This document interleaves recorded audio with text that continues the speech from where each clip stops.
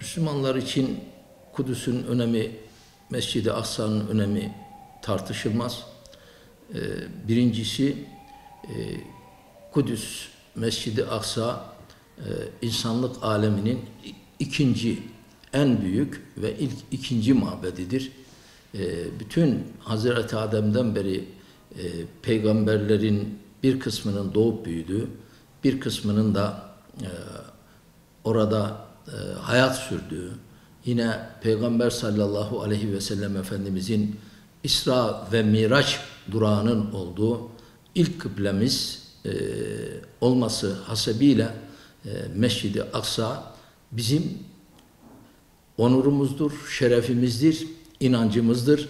Zira ayeti kerimele ile çevresinin mübarek kılındığı sabitlenmiştir.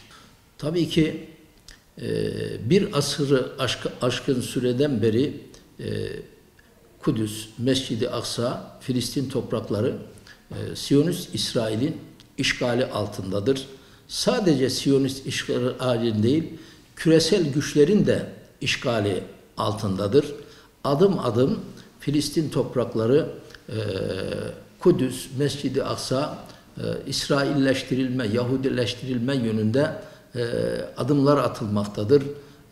Zira buralar Müslümanların mekanlarına tecavüz edilerek, Müslümanlar bu mekanlardan uzaklaştırılarak diğer tarafından kendi mabetlerinden, kendi inançlarından alıkonularak bir takım güçler ortaya konulmaktadır.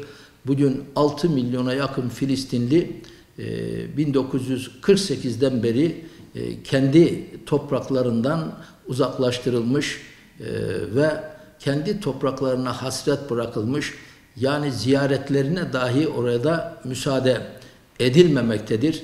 Başlangıçta %56-44 oranında olan Filistin-İsrail toprakları bugün ne yazık ki Filistinlilerin elinde sadece %15'i kalabilmiştir. Batı Şeria'da 400'den fazla yerleşim alanı İsrail işgali altındadır. Hepimizin bildiği gibi 2017 6 aralığında ABD Başkanı Trump'ın aldığı bir kararla Kudüs'ü İsrail'e başkent olarak tanıması ve Büyükelçiliğinin 2018 yılında Kudüs'e taşınmasından sonra bugün Kudüs fiilen İsrail'e başkentlik yapmakta ve böylece bunun da etkisiyle adım adım Kudüs Yahudileştirilmektedir.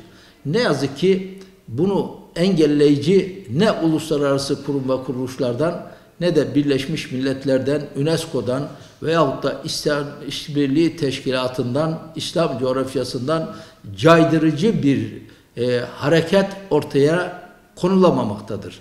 Bunun için tedbirler almak lazım. Artık yasa dışı işgal edilen toprakların alınması, Filistin'in özgürlüğüne kavuşturulması için adımlar atılmalıdır diye düşünüyorum. Doğu ve Batı Kudüs 1967 5 Haziran'ında İsrail ve Arap dünyası arasında yapılan 6 gün savaşlarında Doğu Kudüs ne yazık ki İsrail'in eline geçmiştir. O günden bugüne kadar İsrail'in işgali altındadır. Hem doğusuyla hem batısıyla. 1980 yılında İsrail Kudüs'ü başkent ilan etmek için kendi parlamentosunda karar almıştır. 478 sayılı Birleşmiş Milletler kararıyla bu karar reddedilmiştir. Ama buna rağmen Birleşik Kudüs ebediyen İsrail'e başkent olması için zaten onların içerisinde bir inanç vardır. Bunun mücadelesi verilmektedir. Bu mücadeleye biraz önce ifade ettiğim gibi 6 Haziran 2017'de Trump destek vermek suretiyle fiilen doğusu batısı İsrail'in işgali altına geçmiştir ve resmi olarak şu anda İsrail'e başkentlik yapmaktadır. Bu hem uluslararası hukuk yönünden hem İslam hukuku açısından doğrudan doğruya bir işgaldir. Hatta bu işgal ettiği toprakları ilhak etme yönünde İsrail'in kararları vardır.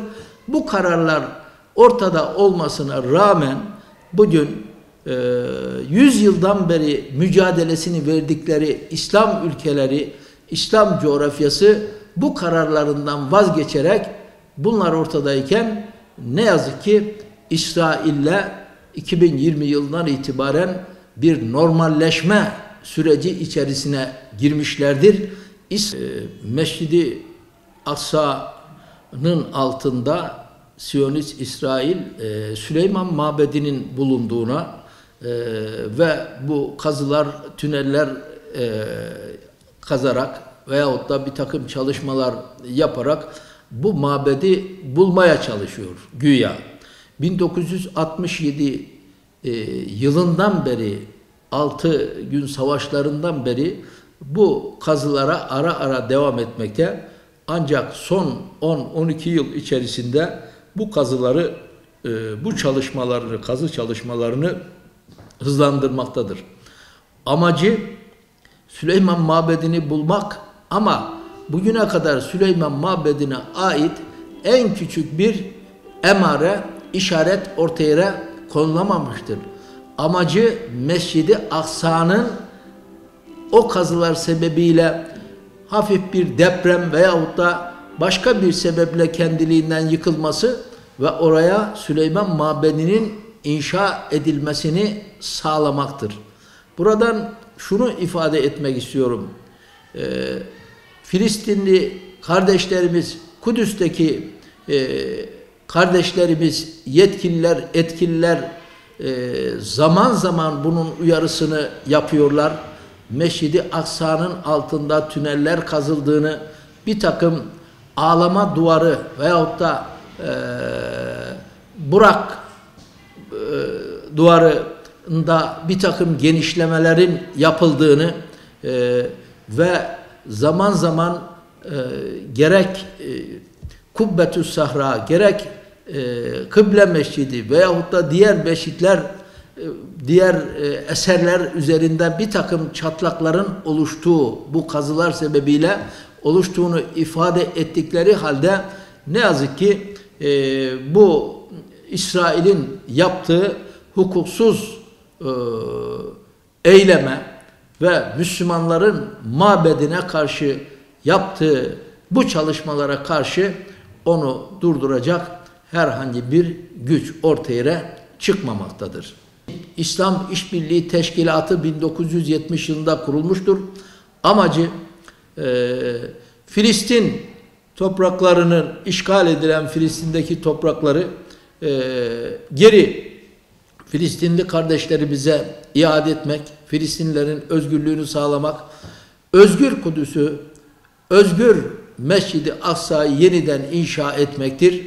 Ben buradan İslam İşbirliği Teşkilatı'nın 57 üyesinin başkanlarına, devlet başkanlarına, hükümet başkanlarına seslenmek istiyorum. Fabrika ayarlarına geri dönünüz. İslam İşbirliği Teşkilatı'nın kuruluş amaçlarının gereğini yerine getiriniz. Eğer bu amaçları yerine getiremiyorsanız bunu fazla istismar etmeden İslam İşbirliği Teşkilatı'nı lağvediniz ve bunun yerine bu görevleri ifa edecek yeni bir teşkilatın kurulması ve Kudüs'ün, Mescid-i Aksa'nın, Filistin'in özgürlüğüne kavuşturulması yönünde adımlar atılması gerektiğini ifade etmek istiyorum. 2020 yılında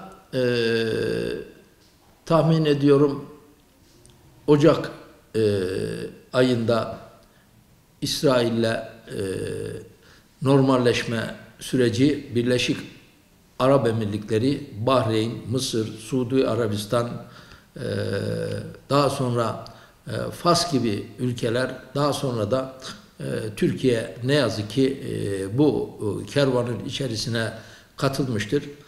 Bu normalleşmeyi tasvip etmek mümkün değildir. Neden mümkün değildir? Bazen şöyle sesler duyuyoruz. Yani nereye kadar? Yani neden normalleşmiyoruz da İsrail'le savaşmayı tercih ediyoruz? Biz İsrail'in normalleşmediğine şahit olduğumuz için bunu söylüyoruz. İsrail normal bir ülke değildir. Normal bir devlet de değildir. Hem kuruluş yönüyle normal devlet değildir, hem de İsrail icraatları ve davranışları yönüyle normal devlet değildir. Tamamen kuruluşları yayılmacılık üzerine, tamamen zulüm ve işkence üzerine, başkalarının topraklarına konma, başkalarının kanlarını dökme üzerine kurulu bir devlet olduğu için aslında buna devlet de denilemez ve bu yaptığı icraatların hiçbirisinden vazgeçmediği için İsrail'le normalleşmeyi tasvip etmediğimizi, etmeyeceğimizi ifade ediyoruz. İsrail'e Kudüs'ün başkent olarak kararını yönünde tekrar mücadele ederek uluslararası mahkemelerde çalışma yapmalarını, hatta başkenti Birleşik Kudüs olan Filistin devletinin kurulması için Filistin devletini tanıdıklarına dair kendi meclislerinde, hükümetlerinde karar almalarını önerdiğimi ifade etmek isterim. Dünya Kudüs Günü 1979 yılından beri İslam coğrafyasında özellikle sivil toplum kuruluşları nezdinde anılmakta. O günlerde Filistin'de, Kudüs'te yaşanan İsrail'in haksız, hukuksuz eylemleri dünya gündemine taşınması açısından çok önemli bir gündür. Ancak şunu ifade ederim ki İsrail'in zulüm yapmadığı, işkence yapmadığı veyahut da işgal yapmadığı, ilhak etmediği herhangi bir güne rastlamak mümkün değildir. Müslümanlar her gün Kudüs günü, her gün Mescid-i Aksa günü gibi Kudüs davasına, Mescid-i Aksa davasına sahip çıkmalıdırlar. Günlük olayları takip ederek kendi ülkelerinde hükümet ve devlet başkanlarını Kudüs'e, Mescid-i Aksa'ya, Filistin'e sahip çıkma ve İsrail'in karşısında durma yönünde mutlaka baskı yapmaları gerektiğini ifade etmek isterim.